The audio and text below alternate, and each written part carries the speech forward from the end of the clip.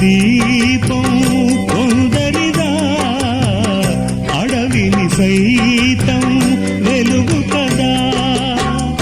ఎల్లలు లేని చల్లని గాలి అందరి కోసం అందును కాదా.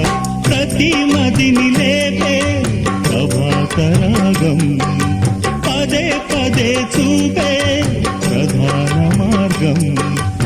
ఏది సొంతం కోసం కాదను సందేశం, పంచే గుణమే పోతే ప్రపంచమే శూన్యం.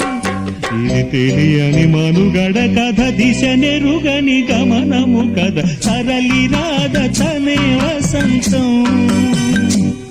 తన దరికి రాని వనాల